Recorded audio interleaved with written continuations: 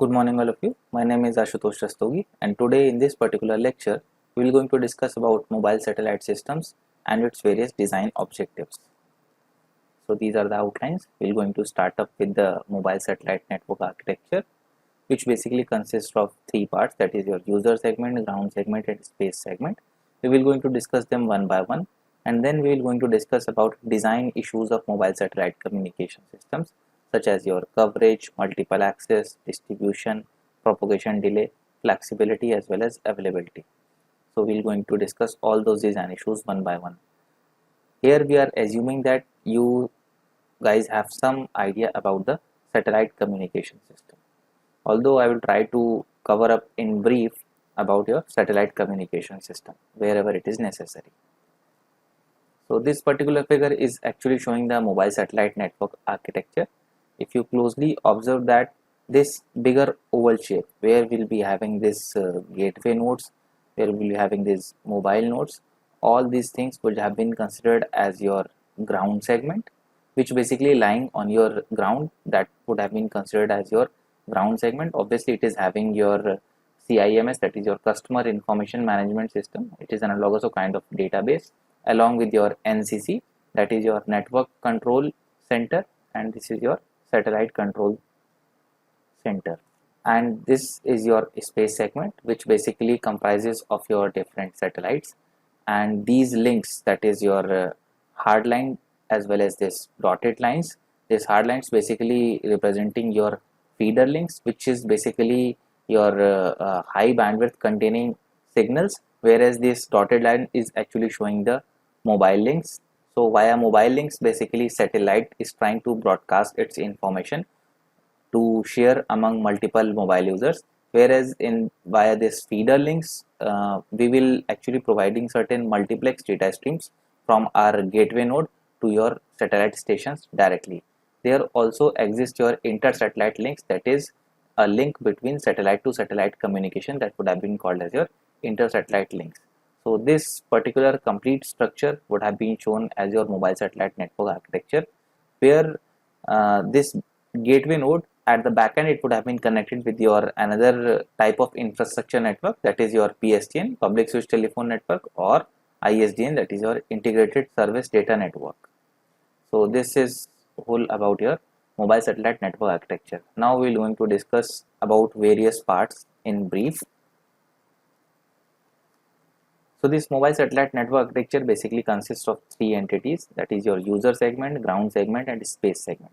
So about space segment, we have already discussed that the portion of our mobile satellite communication that is lying in the space, that would have been called as your space segment. It basically comprises of your satellite links. In the ground segment, we have already discussed that it is having your gateway node, your CIMS, that is your customer information management systems, your NCC, that is your network control center, as well as your satellite control center. So this basically comprises of your ground segment, whereas the user segment, these are several end devices through which user is accessing the mobile satellite network. So we will going to discuss all these three segments one by one. First we will start up with your user segment. So the user segment comprises of user terminal units. So those terminals can be categorized into two main classes. What are they? Number one is your mobile terminal. Mobile terminals are those that supports full mobility during the operation. So throughout the network accessibility, all these users have got the complete freedom from the movement. They can further be divided into two categories. What are they? Number one is your mobile personal terminal, and second one is your mobile group terminals. So mobile personal terminals would have been considered as those devices which would have been used in your standalone, whereas in your mobile group terminals we will be using those mobile devices in a group. For example, if you are talking about your locating several aeroplanes, or you could say that several ships, or we could say that different trains. So mobile personal terminals often refers to handheld and palm top devices. This is what we have already mentioned, that these are your mobile terminals which would have been used in a standalone pattern. Other mobile personal terminals categories includes those situated on board a mobile platform such as car. So the mobile group terminals are designed for the group usage. This is what I am talking about in terms of applications. And the group usage of your mobile group terminals could be your installation on board a collective transport system such as your ship, cruise liners, trains, bus or aircrafts, etc. So basically different entities will going to have this mobile terminals, but they would have been used in a collaboration or in conjunction with different other mobile terminals. So second classification is your portable terminals. So portable means less mobile. So the second variant about your user segment is your portable terminals. So just as we have discussed that in our mobile terminals, user have the full flexibility that it does not have any bar of its movement. It can communicate while on the move. Whereas in the portable terminals, we will be having less mobility. So typically the dimension of is similar to that of briefcase or laptop computer. So this particular point is saying that the size of this portable terminals is much larger in comparison to your palm top devices, and it is typically equivalent to your laptop devices or a kind of briefcase. So terminals can be transported from one site to another site. Generally they do not support the mobility operation. Please keep in mind that here, what do we mean by support mobility operation? We mean that it does not support full mobility operation. Obviously there exists some sort of movement or motion. Obviously here also we are using them without wires, but here we will be having less mobility in comparison to your complete mobile terminals. So next one is the ground segment. The ground segment consists of three main network elements. What are they? Number one is your gateway nodes or fixed earth station. We have also called these gateway nodes as your fixed earth station. The network control center, that is your NCC, and the satellite control center, that is your SCC. So the gateway provides the fixed entry points to the satellite access network by furnishing a connection to the existing core networks.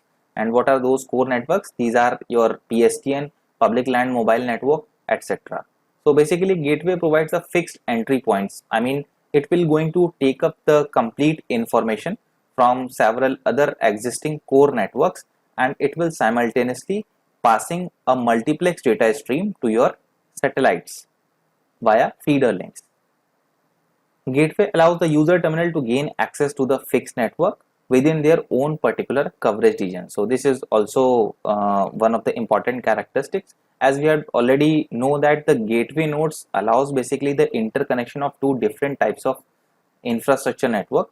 So that is why the term gateway comes into picture. So they also allow the user terminal to gain the access to fixed network within their own particular coverage region. So obviously the fixed earth station is usually having a particular coverage area where different mobile users are lying, and different mobile users can access the satellite communication system via these gateway nodes.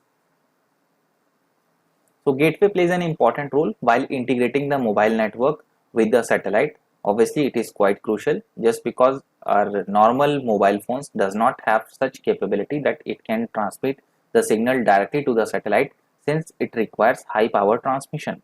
Gateway provides the radio modem functions of the terrestrial base stations, that is your base transceiver systems, the radio resource management functions, and a base station controller, radio resource management function of a base station controller, and the switching function of the mobile switching center. So just like in our mobile communication system, we will be having different functionalities associated with our base station systems, our base station controllers, as well as the MSC.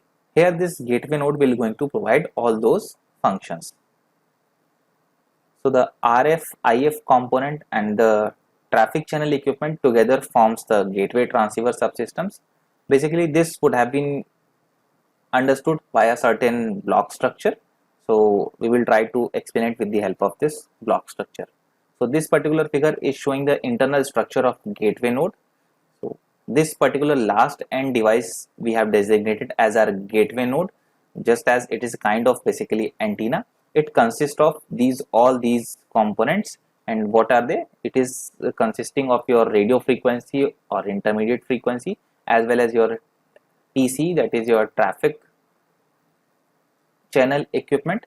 So the combination of both this RFIF as well as TCS, we will be combinedly calling them as your GTS, that is your gateway transceiver systems, and the combination of GTS as well as this GSC, that would have been called as your GWS, that is your gateway subsystems. So this GSC would have been connected with this your GMSC, that is your gateway mobile switching center, and this GMSC is having the connectivity of several other different infrastructure networks such as your PSTN or your PLMN, your public land mobile network. So for the help of this GMSC, we will be having different storage devices or registers, that is your HLR as well as VLR. So this complete structure would have been describing the internal structure of gateway node. So basically the left portion from this point, that is this complete structure, this particular structure would have been called as your internal structure of gateway node, whereas this right side portion would have been showing that how this gateway node will get connected via different infrastructure network, or you could say that how FES, your fixed earth station, will get connected via different types of infrastructure network.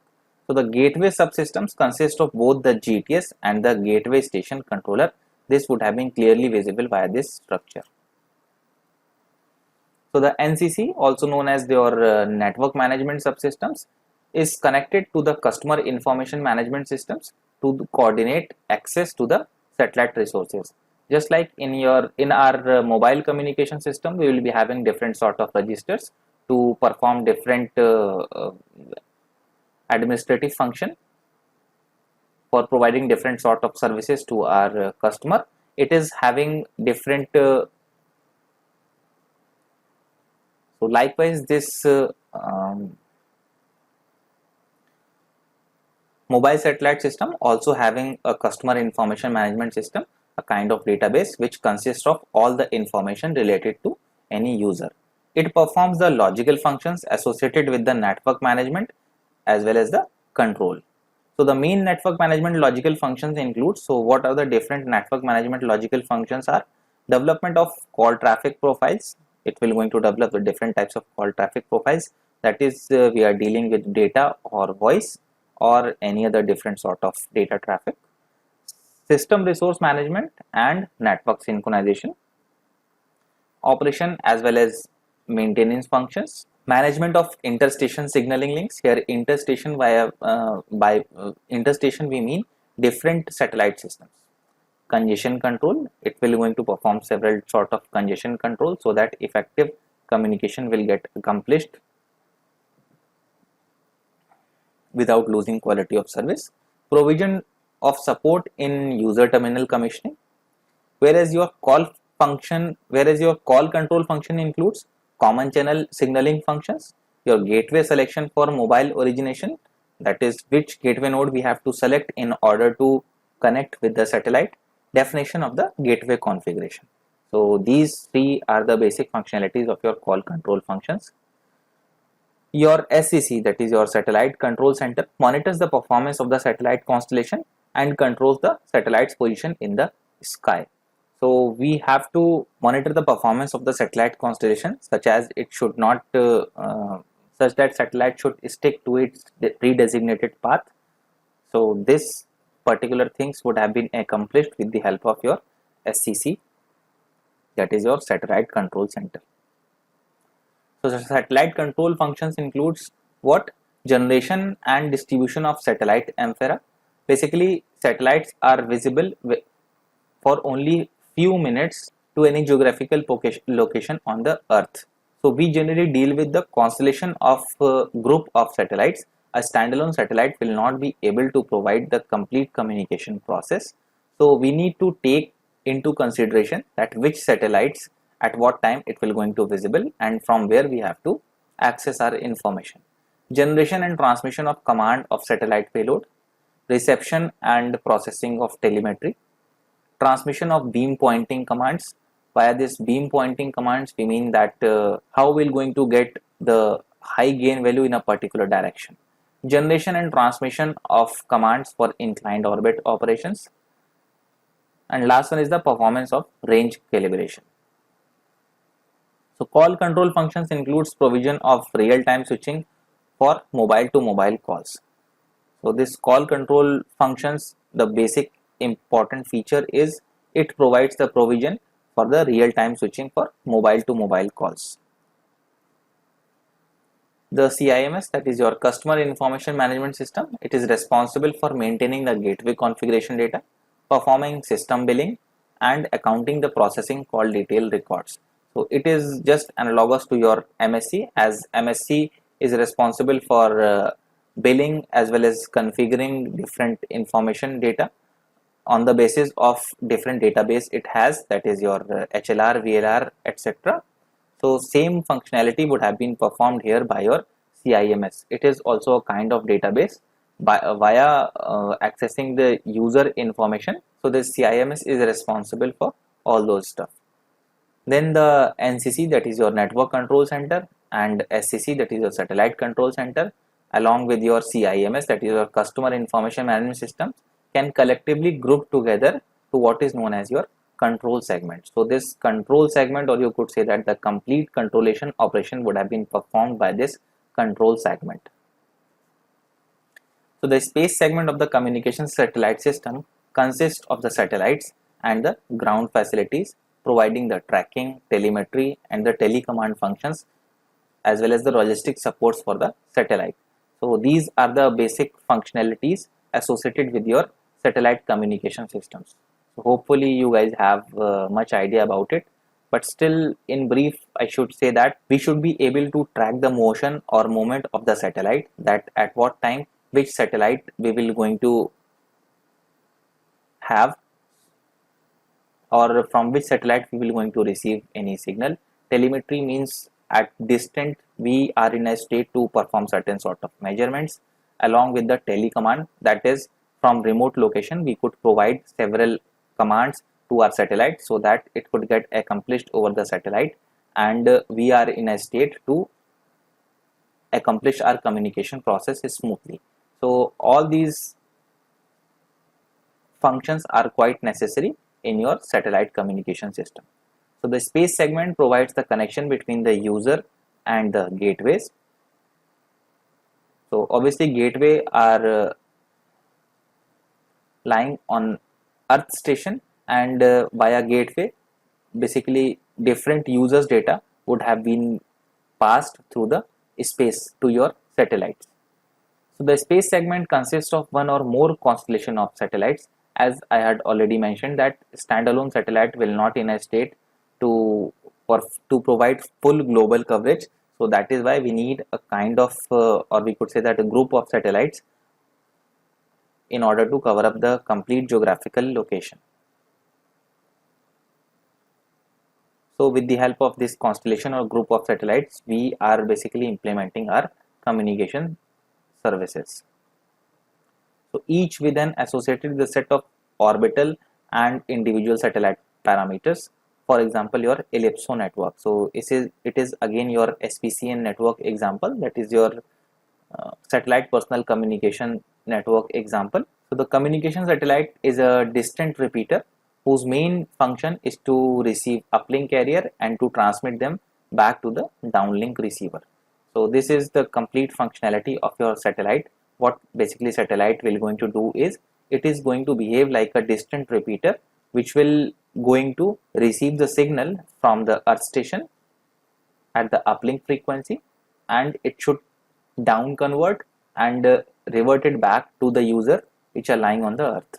So the satellite is the core of the network and performs all the communication functions in the sky using active elements like various telecommunication subsystems as well as your antennas. So the space segment is basically fitted with the service equipment to provide the following functions. And what are they? It is performing certain bus structure. It is also having power supply, altitude control, that means your height control, orbital control, that is it is following the same orbital path for which it has been destined for. Your thermal control, that it will going to take care of that if the temperature of satellite will going to become up, it will auto cut so that any mishappening would have been prevented. Along with our satellite or space segment will also going to have these sort of equipment, such as which are essential for your telemetry, telecommand, as well as your ranging. So communication satellite contains multi-channel repeaters which are made up of different components, likewise your terrestrial microwave, radio relay link repeaters. So obviously they will be going to have basically a kind of antenna array. So the path of each channel is a multi-channel repeater that is called as your transponder, which is responsible for signal amplification, interference suppression, as well as your frequency translation. So please keep in mind that your transponder is responsible, or it is performing all three tasks. That is your signal amplification. It will going to enhance or increase the signal strength. It will also going to perform certain interference suppression so that we could reduce the effect of noise or interference, and it is also performing certain frequency translations such that we basically have to transmit our signal towards the earth station on the downlink frequency. So obviously there exists a frequency translation function. So all these operations would have been performed by your transponder, or you could say that your satellite. So there are mainly three operations for the satellite architecture. What are they? Number one is your transparent, that is your normal relay node or payload. Basically here what we are trying to say is that our satellite will going to operate in basically three sorts of architecture. In the first, transparent architecture, what we are going to have at our satellite is working in a transparent manner. That is, whatever information it is getting from the earth station, it is reverting back without modifying anything. Whereas the second architecture is having certain sort of onboard processing capability. That is, after receiving certain signal from the fixed earth station, it can have certain processing capability. That is, it is having certain onboard processing capability so that it can process our information and then it can revert it back your processed information to your earth station. Then third one is your inter-satellite links. That is, here we are talking about satellite to satellite communication. So inter-satellite links with the constellation or inter-constellation links with other data relay satellites to carry traffic and signaling. As we had already mentioned that one satellite is in standalone is not capable enough to provide the full coverage on the earth, and depending upon the location of the user, there might be a requirement of the interconnection of multiple satellites in order to provide the communication between any two users. So in that particular scenario, your inter-satellite links will comes into picture.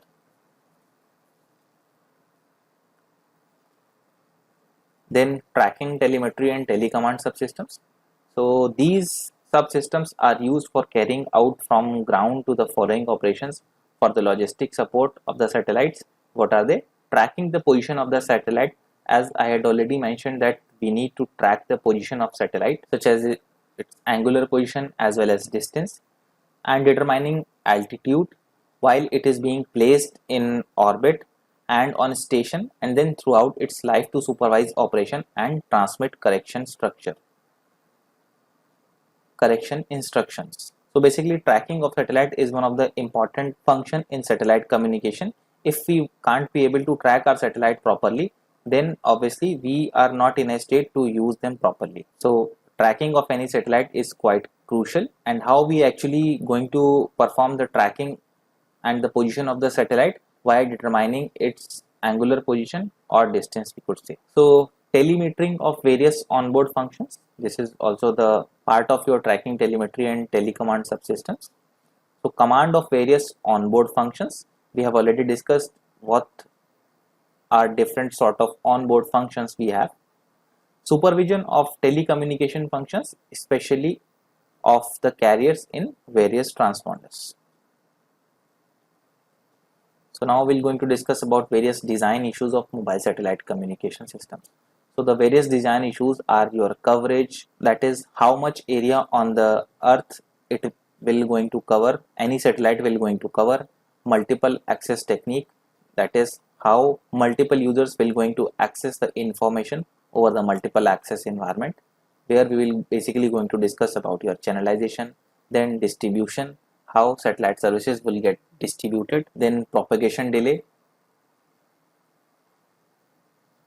how much time it will going to take to reach the signal from source to the destination, then flexibility as well as the availability. So we're going to consider all these points one by one. So number one is your coverage. So as I had already mentioned that how much area on the earth it will going to cover, that will be going to consider as the coverage of that particular satellite. So satellite links allows for the communication between any points on the earth surface without any intermediate infrastructure and under any condition. So this is the basic insight of any satellite communication, that is, we do not need any sort of physical infrastructure in order to exchange our information. So in the case of GSO, that is your geosynchronous orbit satellite, the points to be served must be situated within the geographical areas covered by the beams of satellite antennas. So as I had already discussed that our satellite will going to contain certain sort of antenna arrays, and it basically containing different sort of directional antenna arrays which will going to provide a specific high gain in any specific direction. So via geosynchronous, what do you mean by that? I mean its angular velocity is same as your earth. So these areas are called the coverage areas of the communication satellite systems. So obviously we will going to understand it via a certain figure where this thing will become much more clearer. So satellite antenna beams can be shaped to form the specific coverage area tailored to the region to be served. So obviously we are using different sort of directional antennas. So depending upon the distance as well as the antenna arrays, we can shape the antenna beam. So that shape basically would have been called as your coverage of the satellite on the geographical area. So since the satellite is located at a great distance from the earth, hence very high free space propagation loss around 200 dB should be the offset at the earth station. So here we are specifically talking about your geostationary satellites which are around 36,000 kilometers from the earth surface. So here since distance is quite larger, so obviously free space path loss is very high, which is equivalent to your 200 dB. So we should provide around 200 dB offset, or we could say that we should transmit our information at much higher strength so that it could received at your destination. So high gain antenna with low susceptibility to noise and interference, so that offset at the earth station would have been governed by your high gain, that is large diameter high performance antenna with low susceptibility to noise as well as interference. So basically providing specific antenna parameters, we could provide those offset. High sensitivity receiver, that is with a very low internal noise, we can also provide that offset. And third one is your powerful transmitter. So high power transmission, this is what we mean by your powerful transmitter. So with the help of powerful transmitter, that is if we are going to transmit high power signal, then it could get received by your receiver properly. So about this figure I am talking about, this is your earth and this is your geostationary orbit, which is around 36,000 kilometers from your earth, and this is the antenna array I am talking about. So basically the coverage from the satellite, we mean that how much amount of signal, basically how much coverage area that would have been provided by this particular satellite for any given time.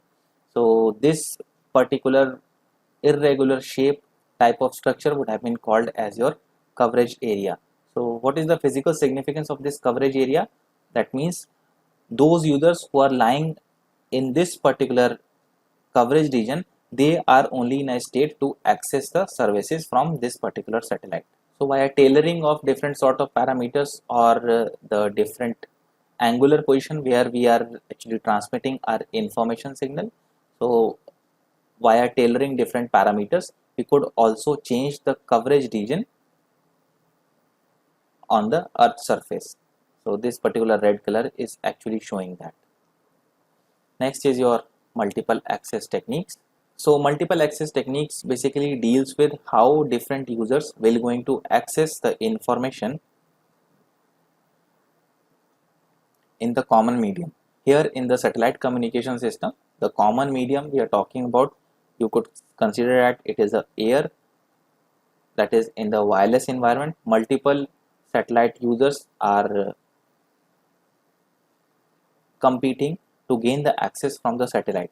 So how they will going to transmit or receive their information so that no two users will get the interfered signal. So in this satellite communication system, we are only discussing about your conflict free multiple access techniques. Basically there exist two types of multiple access techniques. Number one is your conflict free scenario and second one is your conflicting scenario.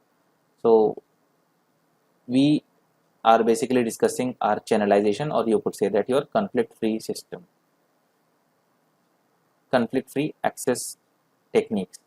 So different sort of channelization mechanism are your frequency division multiplexing, time division multiplexing, frequency division multiple access, time division multiple access, and your code division multiple access. So it basically deals with that how we will going to divide our channel or physical medium so that each and every user can transmit as well as receive its own information in the conflict free environment, or you could say that in the interference free environment. So now we're going to consider them one by one. So first channelization mechanism is your FDMA. So the full form of FDMA is your frequency division multiple access. So what we basically going to do in our frequency division multiple access environment is we will going to divide our complete physical medium or channel in terms of frequency. So channel spectrum is divided into a number of non-overlapping frequency band with some guard band. So obviously the complete wider spectrum would have been divided into different subbands which are basically non-overlapping. Obviously if they will become overlapping, then interference will going to happen. So that is why we make sure that all those subbands are non-overlapping. And how we will going to ensure that all these subbands are non-overlapping, we will also introducing several guard band which are basically certain idle frequency bands over which we are not transmitting any sort of information. So this guard bands is mainly used to provide the avoid the interference. So each station assigned the fixed frequency band. So obviously by a station we mean that we are talking about different sort of user. Each and individual user will going to have its own frequency or different frequency assigned for a shorter duration of time or for its transmission duration. So each station is assigned fixed frequency band. So each station occupies the same frequency band all the time. Receiver should tune to the same frequency band to receive the signal. So here in this particular case, the transmission as well as the reception frequency will going to remain same and it will not going to get changed. So this particular figure is actually showing the multiple access, the frequency division multiple access scenario. The major three dimensions of any signal would have been considered as your time, frequency as well as code. So since we are talking about channelization, or you could say that how we will going to divide our physical medium, so only these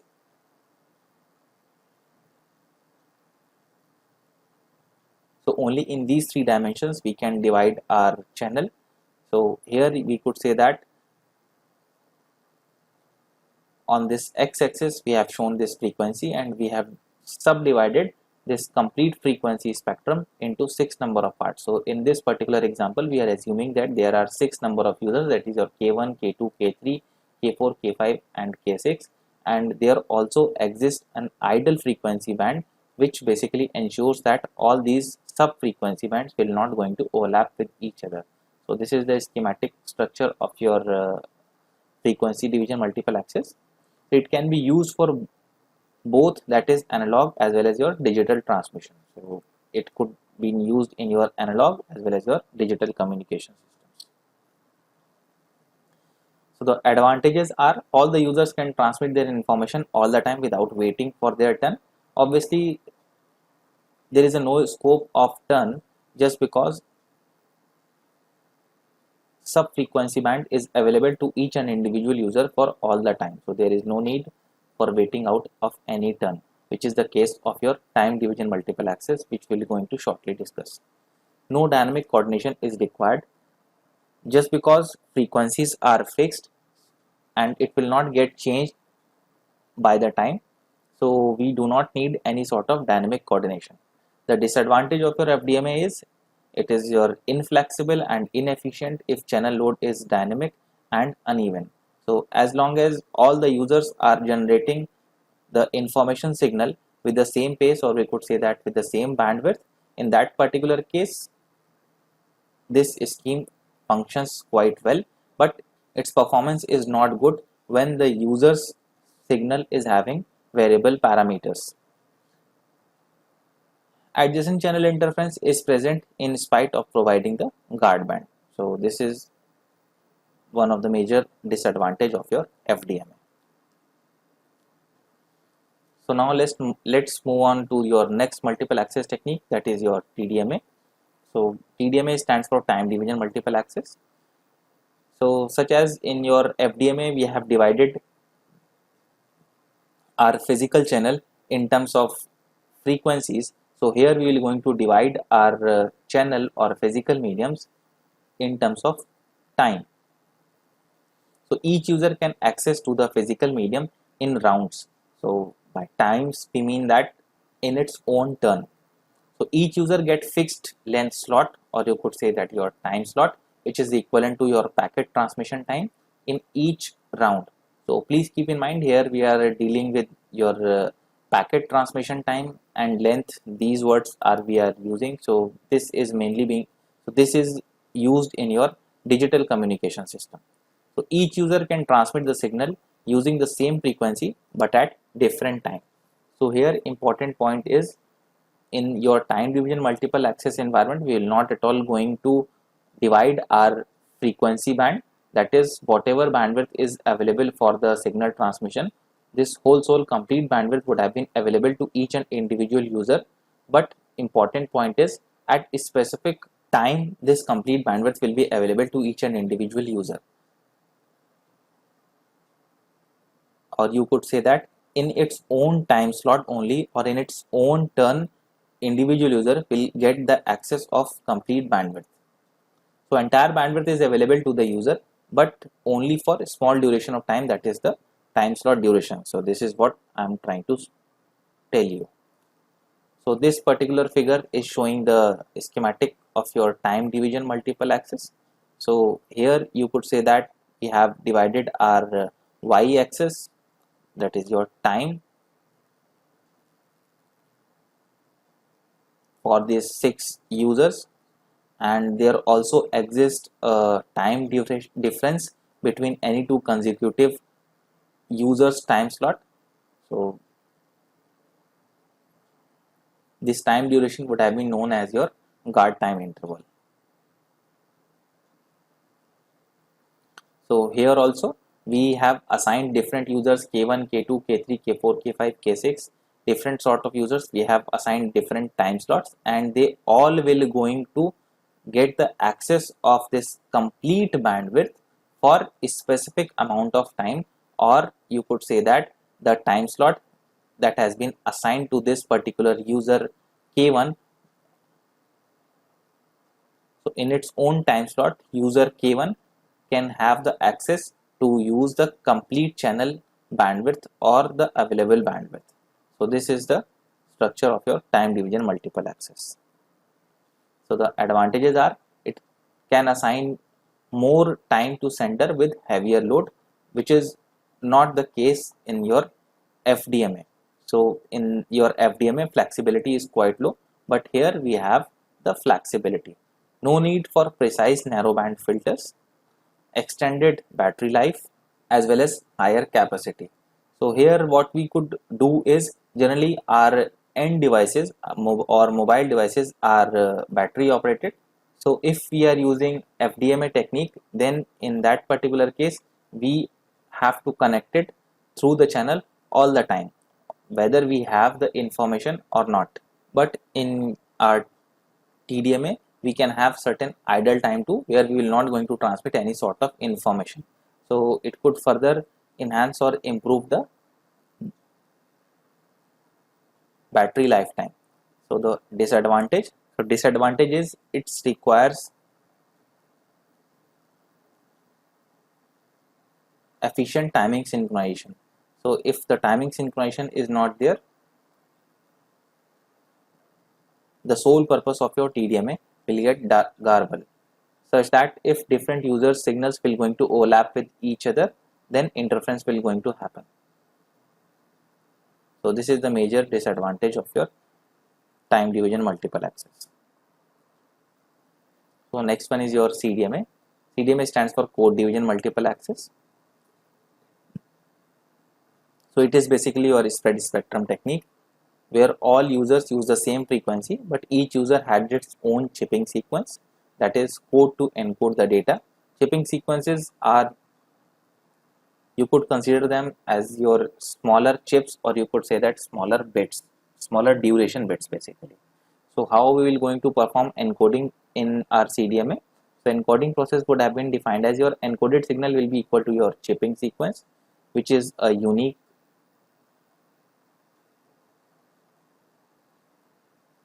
sequence analogous to individual user. It will get multiplied with the original information or data bit.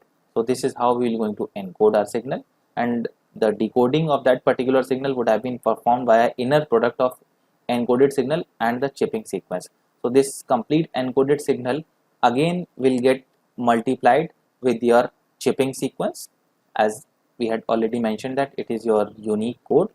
So the inner product basically provides us the original information signal. So it allows multiple users to coexist and transmit simultaneously with minimal interference if and only if the codes are orthogonal to each other.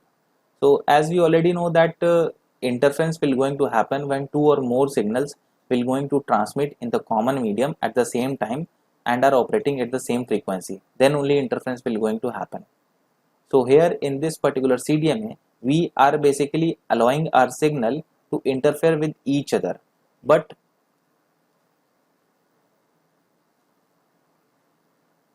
we are in a state to extract our information or original signal back from this interfered signal with the help of coding theory, which states that we are in a state to extract our information from these interfered signal if and only if the codes that we are using through which we are encoding as well as decoding our original signal, they are orthogonal to each other. So if there exists orthogonality, then we are in a state to extract our information, otherwise not. So each station transmits over the entire spectrum all the time, but are not garbled. So this is what I have mentioned, provided we have our orthogonal chipping codes. So multiple simultaneous transmissions are separated using the coding theory. So this particular figure is showing the code division multiple access. So here we can see that all users are using all the frequency band and they are present all the time, and then also their information signal will not garbled just because they are using different orthogonal codes, or you could say that on the Z axis we will be having this code, and we basically divided we actually divided the codes. So this is the schematic diagram of your CDMA. So the advantages of CDMA: bandwidth efficient. CDMA is your bandwidth efficient. It is almost impossible to jam, which is the specific property of any spread spectrum communication system. It is having larger capacity and low power consumption, and the major disadvantages are it is more complex that is in your CDMA, signal generation as well as reception. It's quite complex, and it would have been implemented using spread spectrum communication. So obviously we need to have different hardware which will going to make them quite complex as well as costly. So this particular slide is showing the comparison among FDMA, TDMA and CDMA.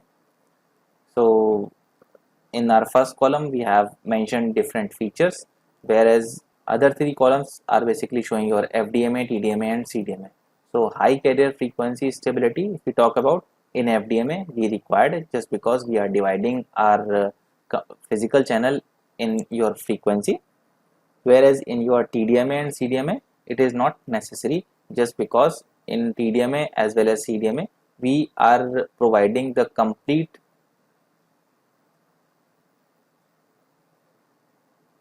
signal bandwidth to each and every user. The similar manner, timing synchronization. So we only need timing synchronization. So timing synchronization would have been, will not going to be a requirement in your FDMA, whereas it would have been required in your TDMA as well as CDMA. So near far problem that exists in your CDMA systems. So FDMA and TDMA doesn't exist. Variable transmission rate. So in FDMA the implementation of variable transmission rate is quite difficult, whereas in TDMA and CDMA we can easily form that. And in the similar manner, fading mitigation, in your FDMA we do not require any sort of equalizer, whereas in your TDMA we might be required equalizer due to delay spread, whereas in your CDMA with the help of rake receiver we can easily mitigate or reduce the effect of fading or multipath propagation effect. So power monitoring in your FDMA it is quite difficult, whereas in TDMA and CDMA it is quite easy. Then zone size, or we could say that your cell cluster size, FDMA it could be of any size, TDMA any size, whereas if we talk about CDMA, large size is quite difficult, just because we need to have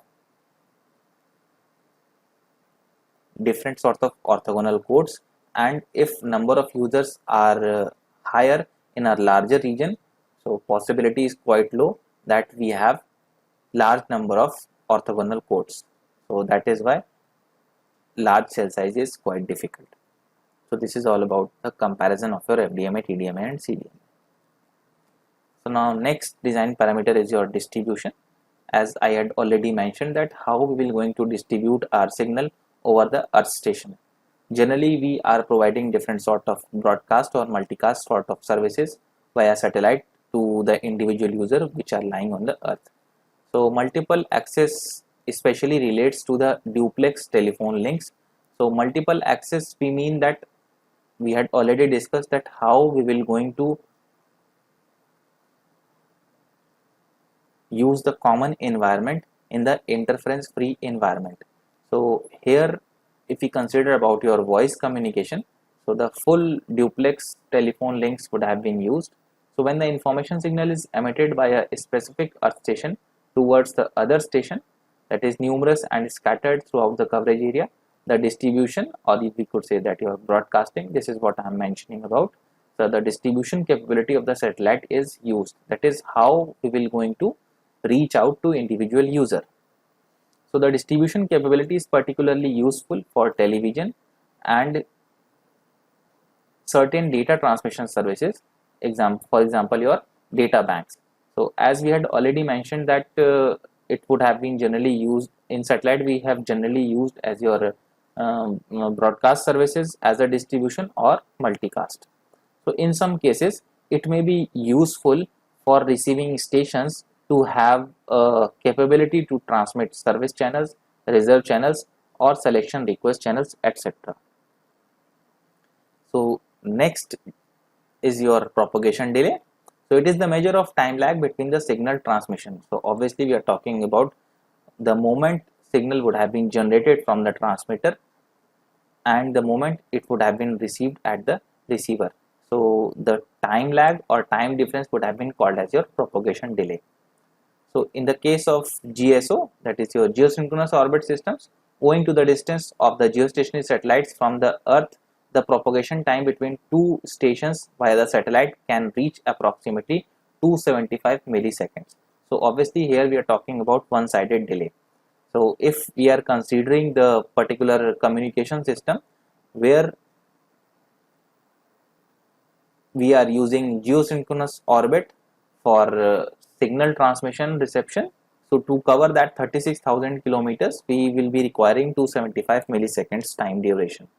Obviously, this 275 milliseconds is owing to your one-sided time lag. So during telephone calls, the round trip propagation time is approximately, obviously when we are talking about bidirectional links, it would have become your 550 milliseconds. So the present International Telecommunication Union Telecom recommended limit for one-way delay is 400 milliseconds only for double hop connections. So the inter-satellite links should contribute to avoid double hops, but it is not the current practice in your GSO systems. So propagation delay may give rise to the problems and even incompatibilities in the choice of signaling methods, especially where compiled signal methods are concerned. So if we talk about voice communication systems, so bidirectional delay via using geosynchronous orbit is much larger than the prescribed format by your ITU-T. So here in this particular case, the quality of service may get suffer, since propagation delay may give rise to the problems and even incompatibilities. So this particular point is indicating the same thing that I have discussed just now. So satellite propagation delay in all media creates constraints in signaling and routing procedures for certain data transmission networks, especially in packet switch transmission systems. So delays are greatly reduced around 10 milliseconds for 1000 kilometers in the new non-geo satellite orbit system. In the non-geosynchronous orbit systems, in particular those implementing lower Earth orbits. So if we are talking about LEOs or lower Earth orbit satellites, the delays are quite low, and we can make this statement that via this satellite communication system, our signal will get received to the receiver or destination instantaneously, which provides high quality of service operation. So now next is flexibility and availability. So satellite communication systems have other interesting operational characteristics. What is that? Round the clock availability for 365 days a year with service continuity generally exceeding 99.99%. So obviously here we are talking about how much time satellite services will get available to us around the clock. So the availability of satellites is around 99.99%. So rapid installations and bringing into service of earth stations irrespective of the distance and accessibility to the area to be served. Next point is great flexibility for changes of services and traffic plans and all changes in the earth segment, that is the introduction of new stations, increased traffic capacity, etc. So it basically provides a great flexibility. If we are going to add more earth segment as well as more number of satellites, obviously we can have much better flexibility in the services. So these are the references. Thank you very much for your patient hearing.